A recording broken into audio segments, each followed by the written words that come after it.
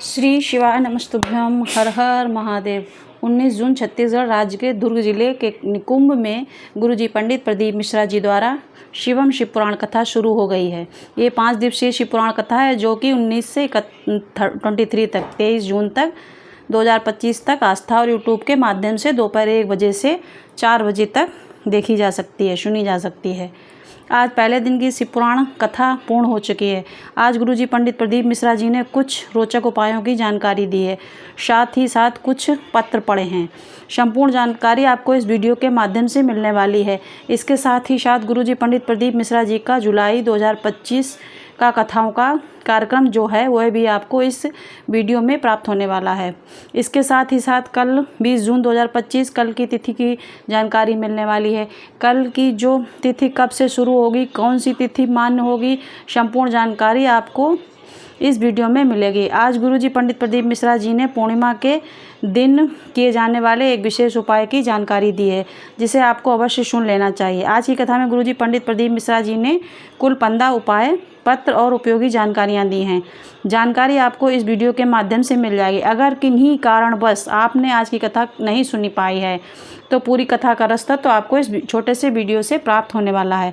बढ़ते हैं आज की कथा की पहली विशेष जानकारी की ओर। कथा शुरू होते ही गुरुजी ने कहा, परिवार तब पूर्ण माना जाता है जब परिवार में आपकी परवाह करने वाले मौजूद हों, तभी परिवार को परिवार कहा जाता है और परिवार पूर्ण माना जाता है। बढ़ते हैं आज की कथा की दूसरी विशेष जानकारी की ओर। गुरुजी ने कहा, शंकर भगवान का पूरा परिवार एक साथ पूजा जाता है। कोई भी ऐसा नहीं है जिसका पूजन ना हो। भोलेनाथ के साथ साथ माता पार्वती, गणेश जी, कार्तिकेय जी, 6 बेटियां, संतोषी माता, रिद्धि सिद्धि, शुभ लाभ और नंदी जी की सभी पूजनीय हैं, क्योंकि भोलेनाथ ने सभी की परवाह की है। इसलिए आपको भी अपने परिवार की परवाह करनी चाहिए, सभी को समान सम्मान देना चाहिए। बढ़ते हैं आज की कथा की तीसरी विशेष जानकारी की ओर। गुरुजी ने कहा, जब किसी के अंदर अहंकार आ जाता है तो भोलेनाथ या फिर जो भी भगवान वो है इससे दूर हो जाते हैं, और जब किसी के अंदर से अहंकार दूर हो जाता है तो सिर्फ उनके समीप आ जाते हैं, फिर से उनके समीप आ जाते हैं। बढ़ते हैं आज की कथा की चौथी विशेष जानकारी की ओर। लावण्या जी जो कि 8 वर्ष की हैं, उन्होंने पत्र लेकर आया। उसमें लिखा, मेरे पूरे शरीर में सफ़ेद दाग हो गए थे। सभी डॉक्टर को मेरे माता पिता ने दिखाया, इलाज कराया, पर बीमारी ठीक नहीं हो रही थी। मेरी मम्मी ने डॉक्टर की दवाई के साथ साथ पशुपतिनाथ व्रत करना भी शुरू किया। सीहोर कुबेरेश्वर धाम जाकर रुद्राक्ष लेकर आए। मुझे रुद्राक्ष जल का आचमन कराना शुरू किया। 3 पूर्णिमा जो आप गुरुजी पंडित प्रदीप मिश्रा जी का बताया विशेष उपाय है वह उपाय किया। हम आपको बता दें, गुरुजी ने आज की शिव पुराण कथा में यह विशेष उपाय की जानकारी दी है जो कि पूर्णिमा से संबंधित है। जो इस पत्र में उपाय वर्णन है वह इस प्रकार है। 3 पूर्णिमा तक इन्होंने उपाय किया, जिसमें बछड़े जब माँ का दूध मतलब अपनी गाय का दूध पीता है तो बछड़े के मुख में जो फैन आ जाता है उसे प्राप्त कर लिया जाता है, और उस प्राप्त किए हुए फेने को किसी चम्मच में ले सकते हैं या फिर किसी भी पात्र में ले सकते हैं, और उस फेने को आपको चंद्रमा की रोशनी में बैठकर चंद्रमौली महादेव का नाम स्मरण करते हुए आपको अपने जहाँ पर त्वचा में समस्या है, परेशानी, रोग है, वहाँ पर लगा लेना है। यह आपको प्रत्येक पूर्णिमा में करना है। आपको लाभ जरूर देखने को मिलता है। इसमें पत्र में भी यही लिखा था, 3 पूर्णिमा बछड़े के मुख का लगा फैन चंद्रमा की रोशनी में मैं लगाया और आज मैं पूरी तरीके से ठीक हो गई हूँ। उसी का आभार व्यक्त करने का पंडाल में आए हैं। बढ़ते हैं आज की कथा की 5वीं विशेष जानकारी की ओर। पत्र लेकर उषा जी पत्र लेकर आए, जिसमें लिखा, मेरा बेटा पार्षद जी के यहाँ एक छोटी सी नौकरी करता था। बहुत कम पैसे मिलते थे। बड़ी मुश्किल से हमारा जीवन निकल रहा था। फिर बेटे ने कहा कि माँ मुझे चुनाव लड़ना है। माँ ने कहा, ना पैसा है और हम चुनाव कैसे जीतेंगे। तो बेटे ने कहा, मुझे भोलेनाथ पर पूरा विश्वास है, वे मुझे ज़रूर जितवाएंगे। बेटे ने शिव के भरोसे होकर बिना पैसे के चुनाव लड़ा, क्योंकि उसे किसी भी पार्टी से सीट नहीं मिली। तो बेटे ने स्वयं पोस्टर लगाना चुनाव लड़ने का कार्य किया। बेटे ने निर्दलीय चुनाव लड़ा और सभी अचंभित थे, क्योंकि बाबा की कृपा से वह चुनाव जीत गया। उसी का आभार व्यक्त करने कथा पांडाल में आए हैं। इस पत्र में आगे लिखा था, महाराज आपके एक लोटे जल ने कमाल कर दिया, हम गरीब को माला माल कर दिया। बढ़ते आज की कथा की छोटी विशेष जानकारी की ओर।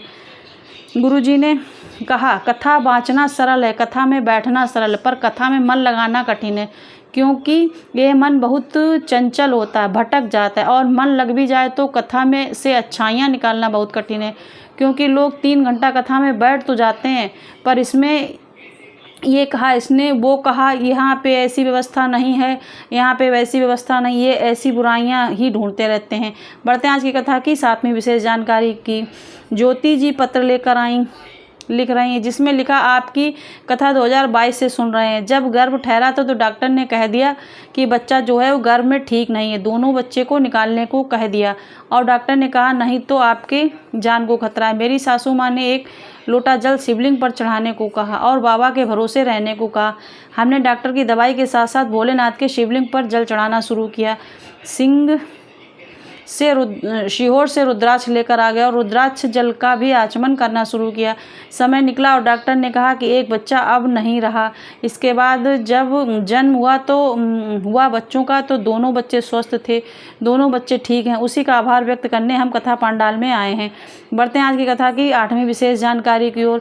गुरु जी ने कहा, भोलेनाथ से हमेशा यह प्रार्थना करना कि दुनिया का सहारा हमें मत देना, पर हमारा हाथ ऐसा थाम लेना कि दुनिया सहारा हम बन सकें। बढ़ते हैं आज की कथा की 9वीं विशेष जानकारी की ओर। कमलेश जी पत्र लिख रहे हैं, जिसमें उन्होंने कहा, मेरा बेटा 10 वर्ष का है। 10 साल तक वह बोल नहीं पाया क्योंकि वह गूंगा था। बाबा की कथा मैंने 5 पांडाल में सुनी, क्योंकि सुना था 5 पांडाल में कथा सुनने से हर प्रकार की मनोकामना पूर्ण होती है।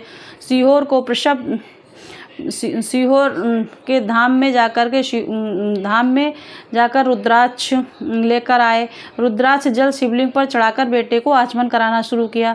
आज बेटा बोलने लगा है, उसी का आभार व्यक्त करने कथा पंडाल में आए। बढ़ते हैं आज की कथा की 10वीं विशेष जानकारी की ओर।